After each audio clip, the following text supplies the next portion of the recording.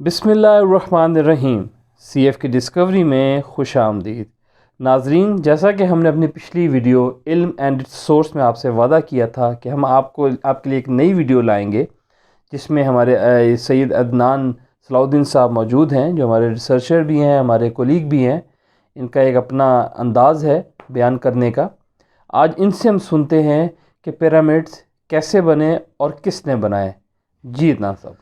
औज़ुबिल्लाहिमिनश्शैतानिर्रजीम बिस्मिल्लाहिर्रहमानिर्रहीम। CF के views को खुश आमदीद। जैसे कि मैंने पहले अपने इंट्रो वीडियो में कहा था कि हमारा इस चैनल का मकसद को टिकटॉक की तरह 1 आध मिनट का वीडियो बनाना नहीं है, बल्कि आपको एक ज़िंदगी में कुछ नई चीज़ें दिखानी है, ऐसी चीज़ें जो आप जानते हैं मगर उसके एक न्यू व्यूज़ को मैं चाहता हूँ कि आप लोगों के साथ शेयर करूँ।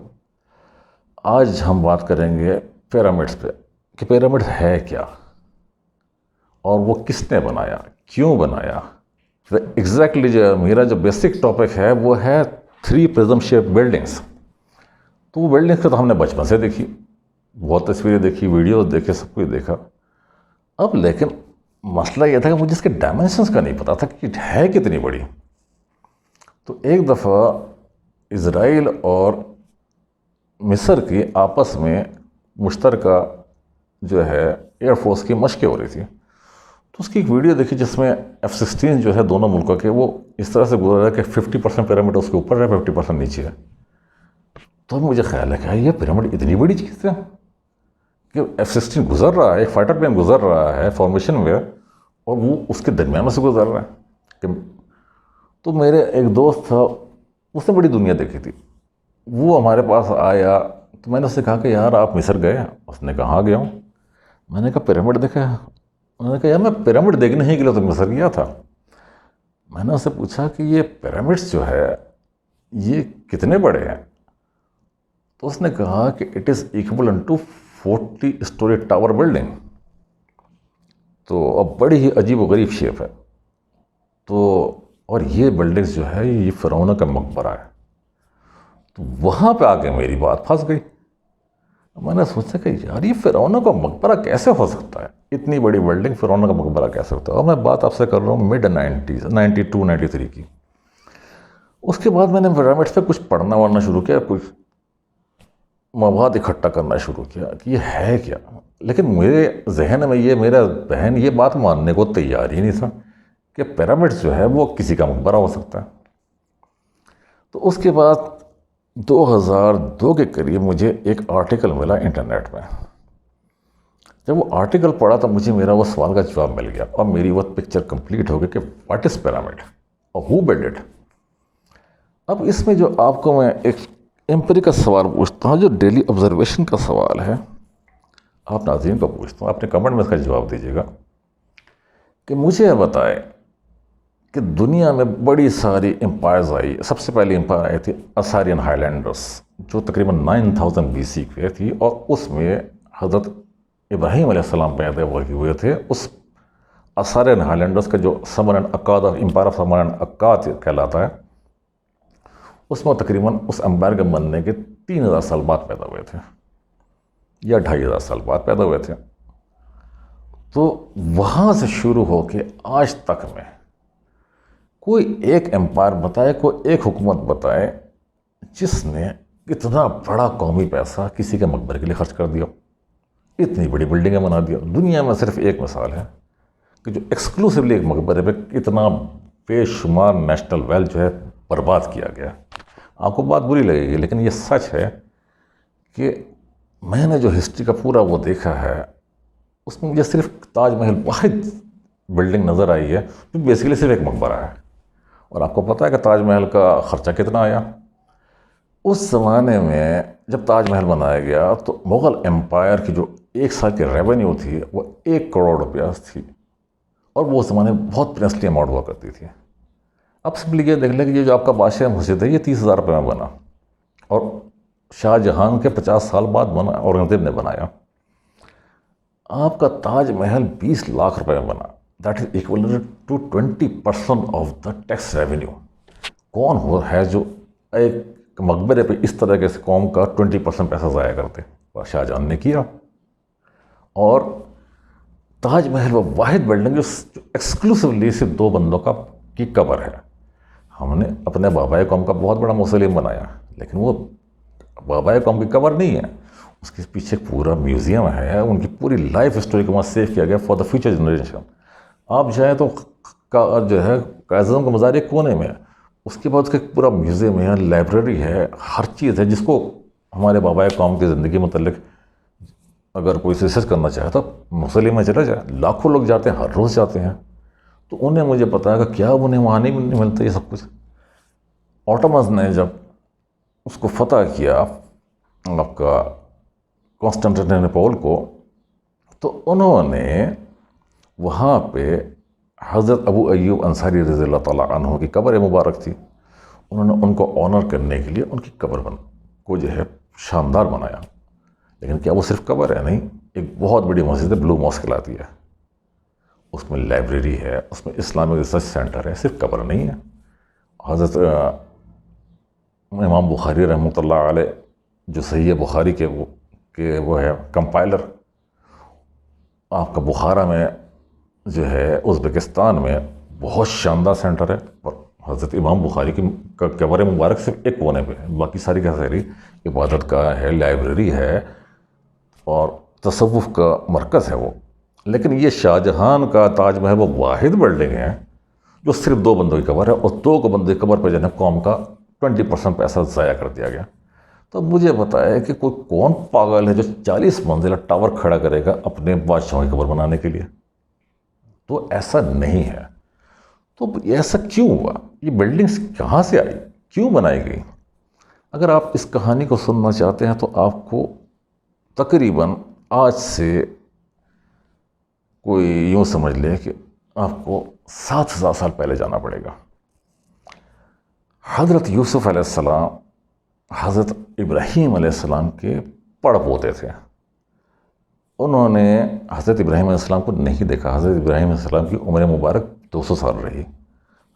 उनके साहबज़ादे हज़रत इसहाक़ अलैहिस्सलाम यानी हज़रत यूसुफ़ अलैहिस्सलाम के दादा जो है उनकी उम्र 160 साल रही।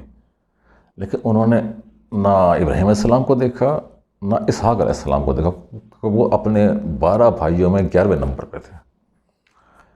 और उनके साथ मसला क्या था कि एक जेलसी भाइयों की, वो जेलसी का शिकार हुए और उन्हें भाइयों ने कुएं में फेंक दिया। आपने मशहूर किस्सा सुना है, पढ़ा है, कुरान शरीफ में पढ़ते हैं। जब फेंका गया तो उनकी उम्र थी उस वक्त 8 या 9 साल। जब वहाँ से निकाला गया तो अजीज़ मिस्र ने उनको अपने शाही महल में ला के रखा। अब यहाँ पे जो मिसकंसेप्शन है कि समझते हैं लोग कि अजीज़ मिस्र वॉज द किंग। नहीं, मिस्र में उस वक्त किंग का ओहदा अलग था, और जो वज़ीर आज़म था जिसके पास सारे एडमिनिस्ट्रेशन होती थी उसको अजीज़ मिस्र कहा जाता था। अजीज़ मिस्र किसी का नाम नहीं, it's a title of the post. तो वो थे। अब अल्लाह ताला ने उनको कुएं से निकाल के एक शाही महल में पहुंचा दिया। लेकिन देखिए, नबी जो तो पैदाइशी नबी होता है, लेकिन उसकी नबूवत वक्त के साथ ज़ाहिर की जाती है। हज़रत ईसा अलैहिस्सलाम जब पंगोड़े में तब वही उन्होंने ऐलान कर दिया कि मैं अब्दुल्ला ईसा इब्न मरियम हूँ, अल्लाह ने मुझे किताब दी और मैं अल्लाह का नबी हूँ। हज़रत इब्राहीम अलैहिस्सलाम को जब आग में डाला गया तो उनकी उम्र सिर्फ 16 साल थी। तो वो कोई 70-80 साल के नहीं थे, सिर्फ 16 साल उनकी उम्र थी। और उनके आग में निकालने के बाद भी बड़ा कुछ हुआ, और नमरूद फ़ौरन नहीं मरा। नमरूद उसके बाद तकरीबन 50-60 साल तक मज़ीद हुकूमत की उसने। तो उस तरह से जो है आपके अम्बियाओं को एक ख़ास एज के बाद जो है उनके पर ज़ाहिर किया जाता है कि you are my selected prophet, ये अल्लाह ताला ज़ाहिर करता है। लेकिन जिस नबी के साथ अल्लाह ताला ने जितना बड़ा काम लेना होता है, उस नबी के अल्लाह ताला वैसे ही तरबियत करता है। अम्बियाओं की तरबियत में एक तो पहले अम्बिया आया करते थे कि जिनका काम यह था कि जो एक जारी प्रोसेस है उसको जारी रखना, अवाम की तरबियत करना, अवाम के मसाइल हल करना, अवाम को दीनी रास्ते में जो चल रहे हैं ऑलरेडी माशरा, एक पूरा मुस्लिम माशरा है। जैसे आदम अलैहिस्सलाम से लेकर हज़रत नूह अलैहिस्सलाम तक सारा माशरा मुस्लिम माशरा था। तो इदरीस अलैहिस्सलाम को इदरीस क्यों कहते हैं? वो एक जगह बैठ कर लोगों को दर्स दिया करते थे। तो ऐसे अम्बियाओं के लिए कोई इतनी बड़ी मुश्किल नहीं थी। कि उनकी ख़ास तरबियत, उनकी एक रूहानी तरबियत होती थी। लेकिन जिन अम्बियाओं से अल्लाह ताला ने बहुत बड़े बड़े काम लेने होते हैं, जिन्हें तारीख़ बदलनी होती है, अल्लाह ताला का एक तरीका सुन्नत जारिया है कि अल्लाह ताला ऐसे अम्बियाओं को पहले आबादी से निकाल के गोशा नशीनी में शिफ्ट करता है, और गोशा नशीनी में बिठा के अल्लाह ताला मुराक़बे के ज़रिए, इबादत के ज़रिए, गौर व फौज के ज़रिए उनकी तरबियत फरमाती है। अल्लाह ताला का सुन्नत जारिया है। अल्लाह ताला ने हमें बताया कि हमारे आका जो है वो नबुव्वत मिलने से पहले 7 साल तक गारा हिरा में जाते रहे। हज़रत मूसा अलैहिस्सलाम जो है वो पहाड़ों पे 10 साल तक बकरियाँ चराते रहे जब मिस्र से निकले। तो ऐसे अल्लाह ताला ने बहुत सारे अम्बियाओं के साथ ये किया। अब हज़रत यूसुफ़ अलैहिस्सलाम के साथ एक बहुत बड़ा प्रॉब्लम था कि he was exclusively handsome as a मर्द। वो दुनिया के, ये मानी हुई बात है कि वो दुनिया के सबसे हसीन तरीन तारीख के मर्द थे। लेकिन ये बात जो लोग कहते हैं ना वो हसीन तरीन थे, बात ये नहीं है। बात ये है कि हज़रत यूसुफ़ अलैहिस्सलाम हज़रत आदम अलैहिस्सलाम की डिट्टो कॉपी थे। तो जैसा आदम अलैहिस्सलाम को अल्लाह ताला ने बनाया था बिल्कुल वैसे ही यूसुफ़ अलैहिस्सलाम थे। तो बेसिकली दुनिया के सबसे हसीन तरीन मर्द जो है हज़रत आदम अलैहिस्सलाम थे। तो यूसुफ़ अलैहिस्सलाम वो उनकी वाहिद औलाद थी जो बिल्कुल हज़रत आदम अलैहिस्सलाम की कॉपी थी। तो अब उनके साथ मसला क्या था कि वो उस गोशा नशीनी के लिए वहाँ से महल से बाहर कैसे निकले। अजीज़ मिस्र जो है उनको बाहर नहीं निकलने देता था। इसलिए नहीं निकलने देता था कि वो कहीं भाग जाएंगे, वो इसलिए नहीं पता था कि ये इस कदर हसीन आदमी है कि इसको बाहर निकालेंगे तो एक मॉब इनके पीछे पड़ जाएगा, और वहाँ महल में रह भी नहीं सकते थे क्यों अल्लाह ताला ने उनकी तरबियत करनी थी। और जब वहाँ उनकी उम्र 15-16 साल हो गई तो he became was so handsome कि सिर्फ ये नहीं कि ज़ुलेखा, हज़रत ज़ुलेखा को मैं कहूँगा कि अल्लाह ताला ने उनका नाम बड़े एहतराम से कुरान शरीफ में, उनको बुरी औरत नहीं कहा, बहुत दिल की तो मजबूर थी। तो ये एक नेचुरल चीज़ है।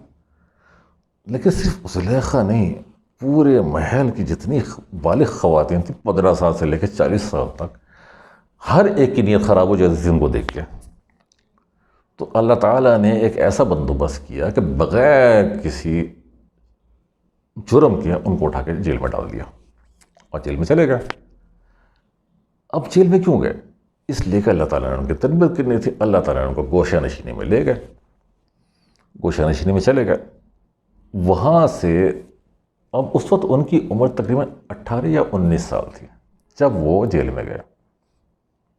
उसके बाद आपने वो किस्सा सुना होगा कि 2 बंदों ने उनको अपने ख्वाब जो है उसकी ताबीर पूछी। ये हज़रत यूसुफ़ अलैहिस्सलाम की नबुव्वत की इब्तिदा थी कि जब अल्लाह ताला एक नबी को बड़े अजीब अजीब उलूम देता है जिसका हम तसव्वुर भी नहीं कर सकते। तो ये उलूम की इब्तिदाई शक्ल थी, तो उन्होंने उनको बता दिया। अब इसमें से एक बंदे को तो बता दिया कि भाई तुम जो है सूली चढ़ जाओगे। दूसरा बंदा बादशाह, नॉट अजीज़ मिस्र, बादशाह का कप बेरर था। कप बेरर का जो एक ओहदा होता है वो बड़ा ही प्रेस्टिजियस होता है। Cup bearer is always near the year shot of the king. क्योंकि कप बेरर का काम क्या होता है, बादशाह के लिए जो खाना आता है उसको पहले खुद चखता है कि इसमें जहर तो नहीं मिला हुआ। फिर बादशाह से उसके हाथ से जो है खाने पीने की चीज़ें लेता है। वो कप बेरर वो होता है जो बादशाह के शराब का प्याला उठाता है, उसे कप बेरर कहा जाता है। तो अब उस कप बेरर को हज़रत यूसुफ़ अलैहिस्सलाम ने कहा कि भाई मुझे बेगुनाह इस जगह रखा गया है, तो बादशाह का जब से कप बेरर दोबारा बन जाओगे तो मेरी सिफारिश करना। अब हमारे यहाँ बहुत से लोग कहते हैं देखे अल्लाह ताला को ये बात पसंद नहीं आई, तो उन्होंने जनाब वो उससे बुला दिया। हालांकि ऐसी कोई बात नहीं। अम्बियाओं की आदत शरीफा होती है कि वो मुस्तकिल तौर पे उम्मत की तरबियत करते हैं। तो उन्होंने ये तरबियत ये की थी कि देखो एक ज़माने का जो दस्तूर होता है, जो रूल्स होते हैं, उस रूल्स पर चलो। तो उस वक्त एक रूल था कि बादशाह के पास अगर एक केस पहुंच जाए तो बादशाह उसका फैसला करेगा। हमें कहीं ये नहीं कहा गया कि हमने हर एक से लड़ाई करनी है, हर एक से बगावत करनी है। इस्लाम में बगावत नहीं, फसाद नहीं है। एक सिस्टम और एक कानून को फॉलो करने का दर्स हमें अम्बियाओं ने दिया। तो वहाँ एक कस्टम था, तो उन्होंने वो बात बादशाह को पहुँचाने की सिफारिश कर दी उससे। लेकिन अभी उनकी तरबियत मुकम्मल नहीं हुई थी। इससे अल्लाह ताला ख़ुद फरमाता है कि शैतान ने उनको ये, जो हज़रत यूसुफ़ अलैहिस्सलाम ने जब उनसे जो बात की थी कि बादशाह को मेरी बात पहुंचा देना, शैतान ने बुला दिया। अल्लाह ताला ने कहीं नहीं फरमाया कि मैंने खुद सज़ा दी है। पूरे कुरान शरीफ में कहीं ये तज़किरा नहीं है, ये हम लोगों ने बनाई हुई बात कि जी शैतान ने जो अल्लाह ताला को नापसंद आई, ये बात ऐसी कोई बात नहीं। अल्लाह ताला खुद कुरान शरीफ में फरमाना कि शैतान ने बुला दिया। लेकिन उसके पीछे जो एक वो था, एक डायनामिक्स था, वो डायनामिक्स बेसिकली ये था कि उनको वहाँ जेल में हुए 3 साल हुए थे, अभी उनको मज़ीद तरबियत की ज़रूरत थी, तो लिहाजा वो मज़ीद 5 साल जेल के अंदर रहे। जब जेल के अंदर रहे तो उसके बाद बादशाह ने वो ख्वाब देखा जिसका आपने कुरान शरीफ में तज़किरा सुना है कि वो ख्वाब देखा उन्होंने। अब जब वो ख्वाब की ताबीर पूछी तो किसी के पास वो ताबीर नहीं। अब वो कब बेरा का फ़ौरन जो है हिट हुआ कि यार मुझे तो एक शख्स मिला था, उसने जेल में मुझसे मेरे ख्वाब की ताबीर बताया था और हूबहू ऐसी ही हुई। तो उसने बादशाह को कहा कि एक ऐसा बंदा है जो मिस्र के जेल में बंद है, वो हर चीज़ की का हकीकत बता सकता है। कहता अच्छा जाओ उससे पूछ करो। तो वो आया कब्बेरा के पास, और कब्बेरा हज़रत यूसुफ़ अलैहिस्सलाम के पास आया और उसने आके उनसे कहा कि ये ख्वाब देखा है बादशाह ने, इसकी क्या ताबीर है। हज़रत यूसुफ़ अलैहिस्सलाम ने बताया कि अनकरीब एक दौर आ रहा है जिस दौर में तुम्हारे पास पहले 7 साल एबंडेंस के आएंगे, यानी अगर तुमने 1 किलो चीज़ खानी है तो तुम्हारी खुराक जो है वो 10 किलो पैदा होगी। उसके बाद 7 साल ऐसे आएंगे कि अगर तुमने बंदोबस्त नहीं किया तो कैसे मर जाएंगे सारे। इस कदर बदतरीन कहत आएगा कि पानी का सोर्स ही ख़त्म हो जाएगा, जैसे पीने का पानी मिलेगा बस, ये खेतों को सैराब करना और ये सारे कामों के लिए पानी होगा ही नहीं, बारिशें रुक जाएंगी। तो अब उन्होंने उस कब्बेरे में जाके बादशाह को ये ख्वाब की ताबीर बता दी। तो बादशाह ने कहा अब तो मुझे शख्स से मिलना है, इसको दरबार में लेकर आओ। अब वो फिर पूरा एक प्रोटोकॉल के साथ वहाँ गया, जेल में गया, हज़रत यूसुफ़ अलैहिस्सलाम को पैगाम पहुँचाया बादशाह का कि अब बादशाह सलामत आपसे मिलना चाहते हैं। लेकिन नबी जो है वो सबसे, वो एक ही को बादशाह मानता है, वो अल्लाह ताला के अलावा नबी किसी को बादशाह नहीं मानता। माशरे की इज़्ज़त अलग चीज़ है, हिफ्ज़ मरातब अलग चीज़ है, लेकिन बादशाह वो सिर्फ अल्लाह का मानता, अल्लाह के अलावा किसी की नहीं मानता। जो दिल ना माने उसकी नहीं मानता। तो हज़रत यूसुफ़ अलैहिस्सलाम ने उससे कहा कि पहले जाओ बादशाह के पास और उन औरतों को बोला जिससे अपने हाथ काटे थे, और उनसे मेरी गवाही लो कि मैंने गलत किया था, मेरा क्या जुर्म था।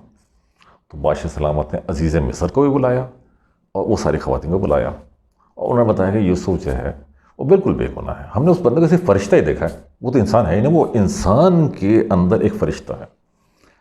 तो हज़रत ज़ुलेखा ने भी वहाँ एतराफ़ जुर्म कर लिया कि हाँ जी कसूर मेरा है, मैंने ही यूसुफ को बुलाने की कोशिश की थी और मैं दिल के हाथों मजबूर थी। तो मामला ख़त्म हो गया। जब मामला ख़त्म हो गया तो यूसुफ अलैहिस्सलाम को इंतहाई इज़्ज़त और एहतराम के साथ बुलाया गया दरबार में। जब बादशाह ने यूसुफ अलैहिस्सलाम को देखा, ये नहीं कि बड़े हसीन, उन्होंने उनकी पर्सनैलिटी देखी तो कहते ये कोई आम इंसान तो है ही नहीं, ये कोई और ही चीज़ है। तो बादशाह ने इंतहाई इज़्ज़त और एहतराम दिया उनको। फिर उनसे पूछा जी अब मुझे बताएं कि ये ख्वाब मुझे क्यों आया और किसी को क्यों नहीं आया। तो उन्होंने यूसुफ अलैहिस्सलाम ने उनको बताया कि इसलिए कि आप बादशाह है और इस मसले का सिर्फ और सिर्फ आपके पास है और किसी के पास है नहीं। आप ही ने इस जो क्राइसिस आ रहा है, इस क्राइसिस को आप ही संभाल सकते हैं, आम आदमी के बस की बात ही नहीं है। तो आप बंदों को अपॉइंट करें, टीम्स बनाएं और इस क्राइसिस को संभालने की कोशिश करें। तो उन्होंने कहा जी मैं टीम क्यों बना, मेरे सामने बंदा जो मौजूद है आप ही है, मुझे तो पूरे मिस्र में आपके अलावा कोई दूसरा नज़र ही नहीं आता जो इस क्राइसिस को संभाल सके। तो मेरी तरफ से आज आप तमाम ख़जानों के, तमाम एग्रीकल्चर के मालिक के सरबराह हैं, आपका हुक्म चलेगा, मैं भी आप ही के हुक्म पर चलूँगा, जो आप कहेंगे वो होगा। उस वक्त हज़रत यूसुफ अलैहिस्सलाम की उम्र 25 साल थी। तो अब यूसुफ अलैहिस्सलाम ने हामी भर ली, क्योंकि अल्लाह का हुक्म था, हामी भर ली कि ठीक है जी ऐसा ही होगा। अब जाके गए और जाके फिर अल्लाह ताला से दुआ मांगी कि अल्लाह मैं क्या करूँ, मुझे राह दिखा। मसला ही कोई नहीं। इब्राहीम अलैहिस्सलाम के पास अल्लाह ताला ने हज़रत जिब्रील अलैहिस्सलाम को भेजा था कि जाओ जाके इब्राहीम को बताओ कि ये जो मेरा घर बनाना है ये किस जगह बनाने, कैसी बुनियाद खोदनी है, क्या डायमेंशंस होंगे, दीवारें कितनी ऊंची होंगी, कितनी चौड़ाई होगी, कितनी लंबाई होगी, ये सारा कुछ हज़रत इब्राहीम अलैहिस्सलाम को खाना काबा का पूरा डिज़ाइन, पूरा मैथमेटिकल प्रिसाइज कैलकुलेशंस हज़रत जिब्रील अमीन ने दी थी अल्लाह के हुक्म से। तो अल्लाह ताला ने हज़रत जिब्रील अलैहिस्सलाम को भेजा कि जाओ यूसुफ को सिखाओ करना क्या है। आ गए जी कि जी आपने बिल्डिंग्स बनानी, सुपर फूड स्टोरेज बनाने, क्योंकि आपने एक बहुत बड़े इलाके के लिए फूड स्टोरेज करनी है। ये जो कहत आएगा ये सिर्फ मिस्र में नहीं आएगा, ये मिडल ईस्ट में, इराक़ और शाम में भी आएगा, जॉर्डन में भी आएगा, तुर्की में भी आएगा, और लिबिया, मराकश, इन सारे इलाकों में आएगा, उधर से सूडान में भी आएगा। ये पूरा जो वैली है, इस पूरे दजला, फरात और नाइल वैली, इसके ऊपर ये मुसीबत आएगी। अब देखिए काम फौरी तौर पर नहीं होता, उसके लिए बाकायदा अभी उसने होना था तो पहले बता दिया गया। तो जिस तरह से सूरा रोम के पेशेंगोई हुई कि 9 साल बाद रोमन्स ने पर्शियन को हराया था, इसी तरह ये जो ख्वाब दिखाया गया था ये नहीं था कि अगले साल शुरू हो जाएगा। इसके पीछे थोड़ा सा 10 साल, 11-12 साल का टाइम था, टाइम दिया गया। अच्छा, तो हम बात ये कर रहे थे कि 12-13 साल का टाइम फ्रेम था हज़रत यूसुफ अलैहिस्सलाम के पास। लेकिन इस सारी बातों से पहले आप एक ख़ास चीज़ को समझे कि पिछली जो कौमें थी उनके कद बहुत बड़े थे। हज़रत आदम अलैहिस्सलाम का कद जो है, जब हुजूर सल्लल्लाहु से सहाबा ने पूछा कि या रसूल अल्लाह, आदम अलैहिस्सलाम का कद कितना था, आपने यूँ हाथ बुलंद कर फरमाया और फरमाया का 60 बा, यानी 180 फीट, आपके पाकिस्तान के हिसाब से यूएल टावर।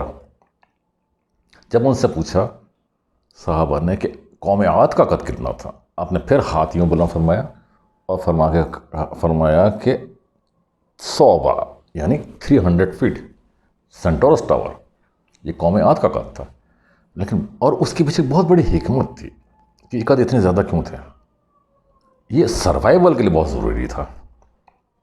लेकिन बतदरीज जब कद कम होना शुरू हुआ, हज़रत यूसुफ अलैहिस्सलाम तक जो है, हज़रत इब्राहीम अलैहिस्सलाम का कद जो था वह 40 फीट था। हज़रत यूसुफ अलैहिस्सलाम के टाइम में वो कद 35 तक आ गया था। ये जो हमारा जो नॉर्मल कद है, जिस दौर में हम आज जी रहे हैं, जो 5 फुट से लेकर बहुत ज़्यादा हो गया था, 7.5 फुट तक होता है। जैसे वो हमारा फास्ट बॉलर है मोहम्मद इरफान, उसका कद तकरीबन जो है 7 फुट है। बास्केटबॉल के प्लेयर्स हैं, इनके कद 7.5 फुट होते हैं अमेरिकन।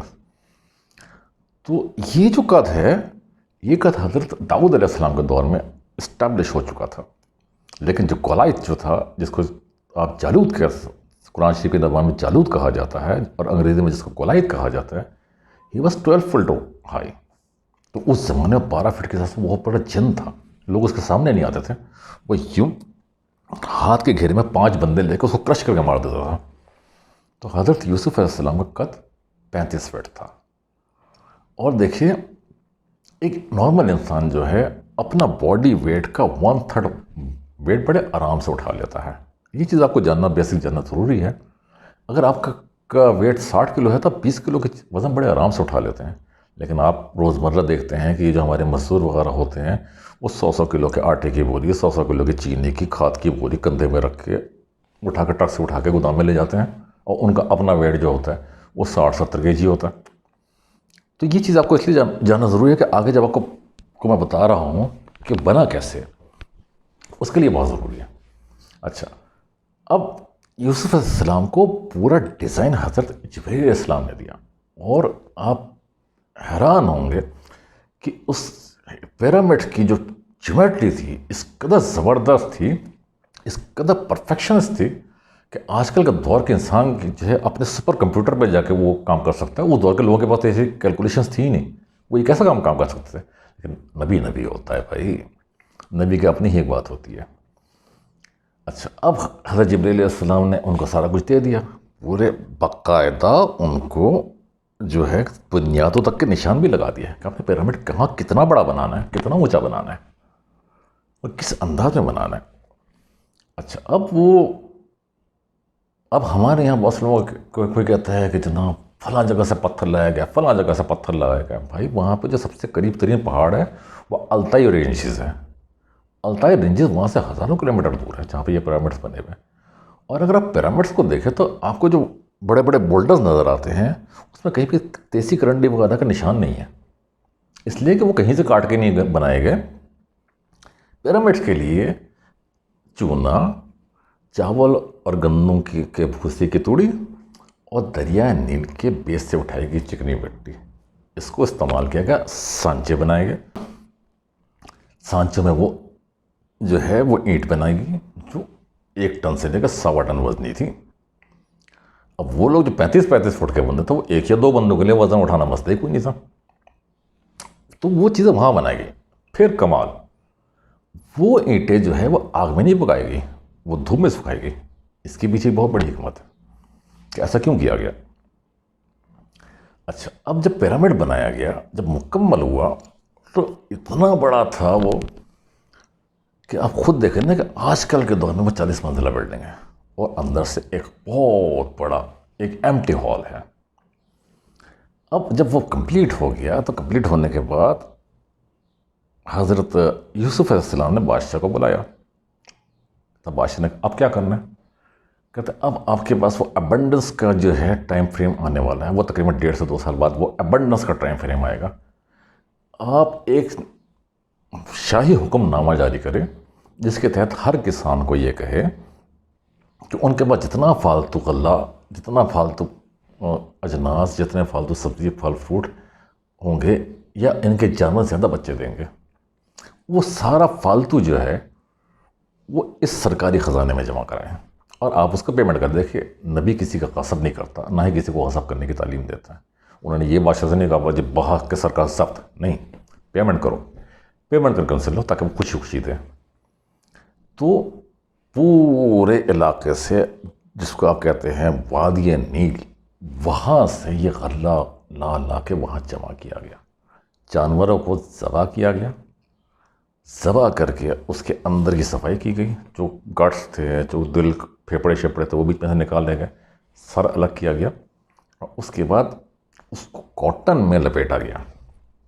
उसकी अपनी खाल में नहीं, कि देखें जानवरों की खाल में कीड़े मकोड़े होते, बीमारी होती है, गोश्त को कॉटन में लपेटा गया। अच्छा, पिरामिड्स के अंदर अगर आप चाहें तो पिरामिड्स के अंदर शेल्फ बने हुए हैं और इतने बड़े बड़े शेल्फ हैं कि उसके अंदर एक 10 टन का ट्रक खड़ा हो सकता है। तो वहाँ पे वो सारा कुछ स्टोर करते गए 7 साल तक किया।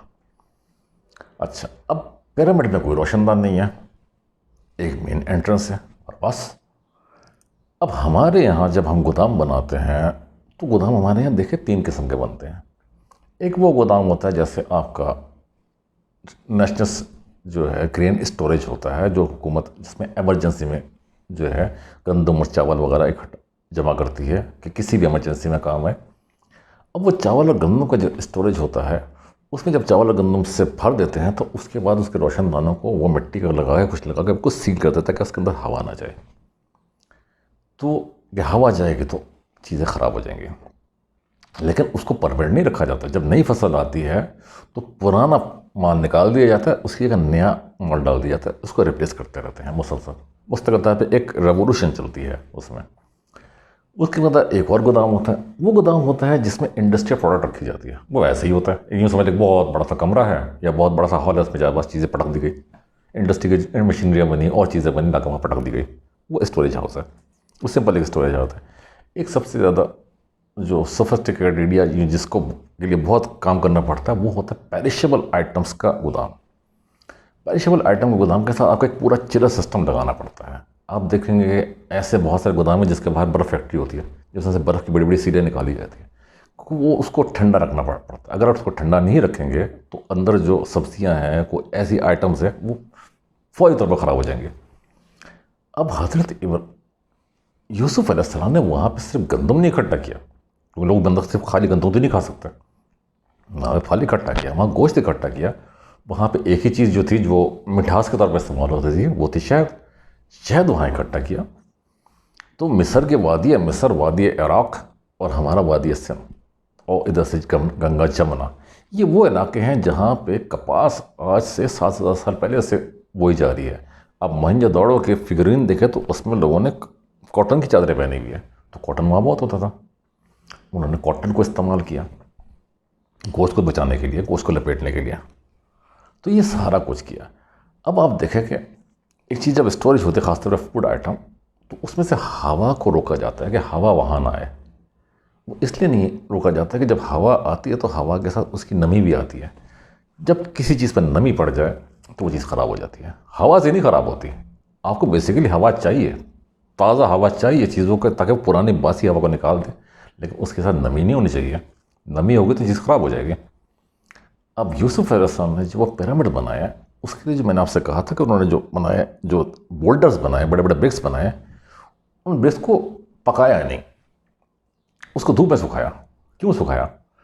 पक्की हुई ईंटें या बोल्डर जो होता है वो नमी को एब्जॉर्ब नहीं करता, जो आपके जो कच्ची ईंटें हैं वो नमी को एब्जॉर्ब कर लेती है। इसलिए आप देखें, आपके घर, आप इलाकों में जाएँ जहाँ मिट्टी के खरुंदे बने हैं कच्ची मिट्टी के, वो अंदर से बड़े ठंडे होते हैं, क्योंकि वो गर्मी के साथ साथ नमी दोनों को जब्त कर लेता है, तो नमी जब्त करने की वजह से उसकी दीवार ठंडी रहती है। अब वहाँ पे जो एहराम मिस्र था उसके लिए हवा भी चाहिए थी, डायरेक्ट हवा वहाँ पे जाती तो चीज़ें ख़राब हो जाती, तो वहाँ पे एक अजीब व गरीब अंडरग्राउंड टनल सिस्टम्स बनाए गए।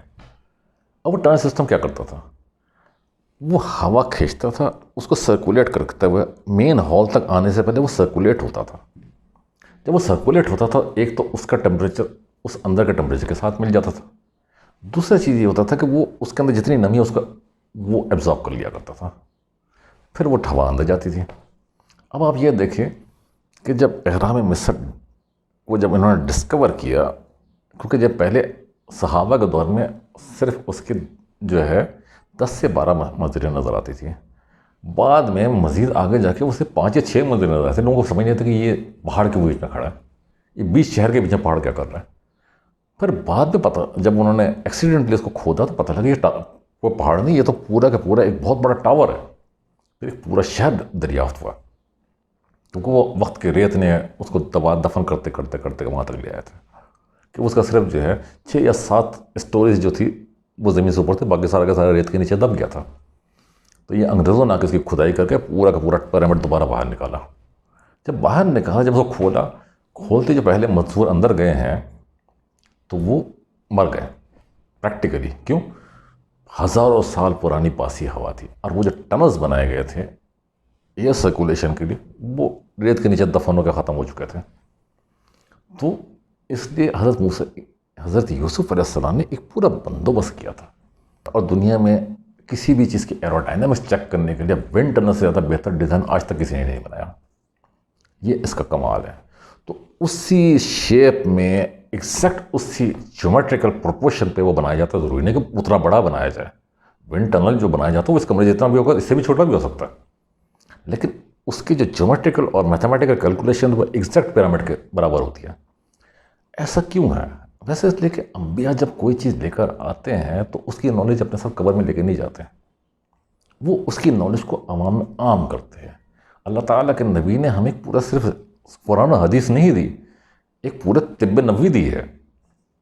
तो हर नबी जो भी इल्म अल्लाह उसको देता है, नबी उसको अपने पर ये फ़र्ज बना लेते हैं कि मैंने ये इल्म आगे लोगों को ट्रांसफ़र करना है। तो उन्होंने इस पिरामिड का पूरा वो ट्रांसफ़र किया। अच्छा, अब हुआ क्या कि मुझे इन चीज़ों के मुतालिक क्या आर्टिकल पढ़ा था मैंने, जिसने मुझे ये क्लिक किया कि ये बेसिकली मकबरा नहीं है, ये फूड स्टोरेज है। आर्टिकल ये था कि वहाँ पे उन्हें जो है बैरल्स मिले, थर्ड टाइम उस पर जब उन्होंने थर्ड पिरामिड को खोला तो वहाँ बैरल्स मिले और बोरियाँ मिली। उन्होंने जब बैरल को खोला तो उसके अंदर उनको तारकोल मिला, और जो बोरियाँ थी उसके अंदर उन्हें खजूर की गुठलियाँ मिली। तो उनको बड़ी हैरत हुई कि यार मिस्र के उस दौर में यहाँ पे क्रूड ऑयल इस्तेमाल होता था।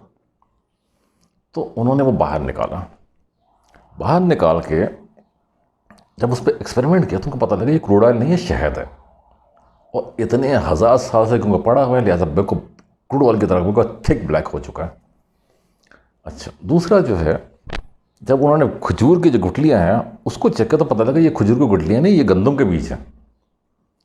अब उन्होंने उसको देखा कि उसको किसी ने हिम्मत करके वो थोड़ा सा शहद चाटा, क्योंकि उनको पता था कि यार इतने हज़ारों साल से ये चीज़ वहाँ बंद है तो जहरीला ना हो जाए। मज़े की बात है कि परफेक्ट था वो जायके में। उन्होंने उस गंदम के जो बीज थे जो इतने बड़े थे कि जैसे खजूर की गुठलियाँ होती है, उसको जब उन्होंने ग्राइंड किया, ग्राइंड करके उसे जब आटा बनाया तो क्योंकि उसके कई हज़ारों साल गुजर गए थे तो बिल्कुल ब्लैक था शक्ल में। तो उसके जो बन बने वो बिल्कुल ब्लैक बने। उन्होंने बन के बर्गर बनाया बाकायदा, बर्गर बना के उस लेबोरेटरी के हर बंदे ने उसको खाया और वो कहते थे जायके में थोड़ा सा फ़र्क था, न्यूट्रिशन नहीं थी, न्यूट्रिशन ख़त्म हो चुकी थी, लेकिन it was still taste like a wheat. कि वो पिरामिड का कमाल था कि उसने चीज़ को ख़राब नहीं होने दी और हज़ारों साल बाद भी उसको इसकी जायका जो है उस पर ख़राबी आ गई, न्यूट्रिशन में कमी आ गई, लेकिन चीज़ ख़राब नहीं हुई। उसके बाद क्या हुआ कि अब लोगों को पता लग गया कि फूड स्टोरेज किस तरह करनी है। तो जब ये क्राइसिस ख़त्म हो गया उसके बाद वो ज़रूरत ख़त्म हो गई कि एक सेंटर डिपॉजिटरी बना कर लोगों से उनका गल्ला लिया जाए। तो उसके बाद लोगों ने उसको लेकर अपने लिए छोटे छोटे पिरामिड बनाने शुरू कर दिया फूड स्टोरेज के लिए। ये चीज़ उनको उसमें पता लगी कि देखिए जब नाइल जो था दरिया जो है हज़ारों साल बाद या कुछ अर्से कई सदियों के बाद अपना रुख चेंज करता है। नाइल ने अपना रुख चेंज किया, जब रुख चेंज किया तो कि उस ज़माने में लोग पानी के किनारे रहते थे। अब इसका एक मिसाल देखें कि अकबर आज़म को जो है दिल्ली का मौसम पसंद नहीं था। उसने अपने इंजीनियर से कहा कि जी मेरे लिए एक नया शहर बनाओ जो कैपिटल हो। उन्होंने फतेहपुर सीकरी में एक शहर आबाद कर बना दिया, आबाद नहीं क्या बना दिया। उसमें संगे मरमर के महल और जो मेहमान खाने तो औरतों के क्वार्टर्स, हर चीज़ ज़बरदस्त। जब उन्होंने तकरीबन 20 साल लगा के वो शहर बनाया, उसके बाद अकबर आज़म से कहा कि हुजूर वाला शहर तैयार है, आप चले। अकबर आज़म जब फतेहपुर सीकरी गया तो सबसे पहले जब उन्होंने कहा कि मुझे नहाना है, जब नहाने के लिए कहा तो पूरे शहर में पानी नहीं था, पानी का सोर्स ही नहीं था। तो वो शहर जो बना आज तक बिल्कुल बेआबाद है, वहाँ पर कोई इंसान नहीं रह सकता क्योंकि पानी है ही नहीं। तो वहाँ पहले लोग पानी के साथ रहते थे। वही तो आजकल का दौर है जहाँ आपने डैम बना दिया, जहाँ आपने पाइपें बिछा दी और आपने इंसानी आबादी को दरियाओं से हज़ारों किलोमीटर दूर ले गए। उस दौर में ये चीज़ नहीं था, उसको लोगों को पानी के पास रहना पड़ता था। तो जब दरिया नील ने अपना रुख चेंज किया तो वो सारे इलाके बेआबाद हो गए, फिर वो रेत में दब गए। जब रेत में दब गए तो उसके बाद डिस्कवरी चैनल ने एक प्रोग्राम किया। वो उन्होंने देखा कि ये जो दरिया का पुराना कोर्स था उसके साथ छोटे छोटे 8 फुट का, कोई 10 फुट का पिरामिड बने हुए हैं और एग्जैक्टली उसी डायमेंशंस पे, उसी मैथमेटिकल कैलकुलेशंस पे बने हुए हैं जिस पर वो बड़ा पिरामिड है, जो 3 बड़े पिरामिड है वो बने हुए हैं। तो पता लगा कि हज़रत यूसुफ अलैहिस्सलाम ने जो नॉलेज डिसमेट किया था उस नॉलेज का हज़ारों साल तक इस्तेमाल होता रहा। और मैं आपको आज भी बताता हूँ कि आज भी अगर आप उस डायमेंशन पे फूड गोदाम बनाएं तो उसको ना आपको चिलर लगाने की ज़रूरत पड़ेगी, ना एयर कंडीशन लगाने की ज़रूरत पड़ेगी, ना इतना ज़्यादा बिजली खर्च करने की ज़रूरत पड़ेगी। वो आपके खुराक को वैसे ही तरोताज़ा और महफूज रखेगा जैसे हज़रत यूसुफ अलैहिस्सलाम ने उस खुराक को तकरीबन 14 साल का संभाल के रखा और उसके हज़ारों साल बाद वो शहर निकला, वो गंदम निकला और बिल्कुल ठीक था। तो ये हुआ। उसके बाद हुआ क्या कि ये एकदम से मकबरा कैसे बन गया। अब लोगों ने अपने छोटे छोटे फूड स्टोरेज बना लिए, सेंट्रलाइजेशन ख़त्म हो गई, हज़ारों साल से वो बेकार हो गया, इस्तेमाल में नहीं रहा। अब जब फ़िरौन आया तो उनको अपनी नमूज़ नुमाइश, अपनी अज़मत का ख्याल आया। उन्होंने कहा ये जो बिल्डिंगें हैं ये खाली पड़ी है, क्यों ना हम इसको अपना मकबरा बना लें। अब मकबरा बना लें तो लाशों को हनूत कैसे किया जाता है। उनको पता था कि वो ज़ाहिर एक नॉलेज थी जो सदियों से चल रही थी, हज़ारों साल से। सीना भी बस सीना नहीं, बाकायदा नरेशन में और इस्तेमाल में थी। तो उनको पता था कि पिरामिड में कोई चीज़ ख़राब नहीं होती। तो उन्होंने कहा जी हमारे बादशाहों को, हमारी मलकाओं को इसमें रखो ताकि इनकी लाश कभी ख़राब ना हो। लेकिन हज़रत यूसुफ अलैहिस्सलाम ने एक चीज़ दिखाई थी कि गोश्त को कैसे महफूज किया जाता है। उन्होंने पूरा बकरा या गाय या ऊँट जो रखा उसको सालाम ज़बा करके नहीं रखा, बाकायदा उनकी खाल उतारी गई, खाल उतार के के अंदर से जितना कुछ था वो निकाला गया। निकालने के बाद उन्हें कॉटन के कपड़े में लपेटा गया, पट्टियों में, उसके बाद रखा गया। उससे वो गोश्त महफूज रहा, सूख गया, पानी निकल गया, सूख गया। सब्जियां वहाँ रखते गए सूख जाता था, लेकिन ज़ाहिर सूखने से कोई फ़र्क नहीं पड़ता, जब आप पकाएंगे तो दोबारा ठीक हो जाएगा। तो उन्होंने अपने मुर्दों को भी बिल्कुल हज़रत यूसुफ अलैहिस्सलाम के अंदाज में हनूत किया। जब वो फ़िरौन अपने लाशों को हनूत करते थे तो पहले उसके पेट की सारी आंतें निकालते थे, उसके दिल गुर्दे निकालते थे, उसके फेफड़े निकालते थे, फिर नाक के ज़रिए सुआ डाल के उसका दिमाग निकालते थे। अब इंसान था, जानवर तो था नहीं, को सर काट देते। हज़रत यूसुफ अलैहिस्सलाम ने सर काटा जानवर का, सिर्फ गोश्त महफूज करना था ना, तो गोश्त महफूज कर लिया। तो इन्होंने फिर जब वो सब कुछ कर लिया तो वो प्रोसेस को से कर लिया करते थे। उसके बाद उसको उसी कॉटन के पट्टी में लपेटते थे, फिर लपेटने के बाद ताबूत में बंद किया और वहाँ रख दिया। तो चलो जी, अब लोग के अंदर एक बड़ा ही हज़ारों साल से ये कंसेप्ट बना है कि ये फ़िरौन ने बनाया है और फ़िरौन ने अपना मकबरा बनाया। मुझे दुनिया में ताजमहल के अलावा एक मिसाल दिखा दे कि पिरामिड किसी ने इतना बड़ा अपने बादशाहों के लिए मकबरा बनाया हो। 40 मंजिला कोई बनाता है भाई? नहीं बनाता। हाँ? कौन पागल है जो अपनी कौमी दौलत का इतना बड़ा हिस्सा इतने सालों के लिए ज़ाया करते हैं? ऐसा कुछ नहीं होता। तो ये है वो पिरामिड की असल कहानी कि पिरामिड कैसे बना, क्यों बना, और ये फ़िरौन का मकबरा कैसे बन गया। ये फ़िरौन का मकबरा नहीं था, ये हज़रत यूसुफ अलैहिस्सलाम का वो फूड स्टोरेज था जो उन्होंने अपने उस 7 साल कहत को बचाने, लोगों को बचाने के लिए बनाया था। और इसकी स्पेसिफिकेशन हज़रत जिब्रील अलैहिस्सलाम आसमान से लेकर आए थे। तो ये असल कहानी है। आप इस वीडियो को देखिए, लंबी वीडियो है क्योंकि मैंने पहले बताया कि हम टिकटॉक में 1 मिनट की काम नहीं कर रहे हैं, हम आपको एक नए सफ़र पर लेके जा रहे हैं। आप वीडियो को देखें, सुकून से बैठ के देखें, एक दफ़ा में नहीं 3-4 दफ़ा में किस्तों में बैठ के देखें, कमेंट करें, सवाल करें। और मैंने जैसे पहले आपको कहा था कि गौर गौस इल्म किताबों में नहीं होता, किताबों में इल्म का एक चैप्टर होता है, आपने अपने गौर फ़िक्र से उसको आगे लेके जाना होता है। तो हमारे साथ मसला क्या हो गया है कि हमने गौर फ़िक्र करना बिल्कुल ही छोड़ दिया कि जो किताबों में लिखा है जिससे पर बात करो, अरे किस किताब में लिखा है, मुझे इसकी दलील दो, मुझे इसकी दलील दो, मुझे इसका सबूत दो। भाई किताबों में एक आदमी ने अपना जहन जो है उसका ख्याल उठा के किताबों में डाल दिया। अल्लाह ताला ने कुरान शरीफ बनाया जिसका सोर्स सिर्फ अल्लाह ताला की ज़ात है, लेकिन उसी कुरान शरीफ में अल्लाह ताला आपको 700 दफ़ा फरमा रहा है, हुक्म दे रहा है कि मेरी इस किताब में गौर करो, मैंने इस किताब में जो बातें लिखी है उस पर गौर करो। वो खुद आपको अपने किताब पर गौर करने के लिए कर। अब आपके इर्द गिर्द इतनी बड़ी कायनात है, इतनी बड़ी दुनिया है, इतनी बड़ी ह्यूमन हिस्ट्री गुजर चुकी है, आप कहते हैं मैंने गौर नहीं करना, मुझे किताब की दलील दो। तो किताब की दलील नहीं होती, किताब एक बंदे की काविश होती है, आपने उस इल्म को आगे बढ़ाना होता है गौर फ़िक्र के साथ। तो ये हमारा आज का चैप्टर यहाँ पे क्लोज हुआ। आप कमेंट में बताएं कि आपने क्या सोचा और आपने इससे क्या नतीजा हासिल किया। और कोई अगर कहता है जी मैं गलत हूँ तो मुझे पूरी ह्यूमन हिस्ट्री में से एक ताजमहल के अलावा एक और मकबरा ला के दिखाओ जो कौमी ख़जाने से बनाया गया और इतना बड़ा बनाया गया और इतना अजीम शान बनाया गया। Just give me 1 example, I will be grateful. व आखिर दावाना अल्हम्दुलिल्लाहि रब्बिल आलमीन।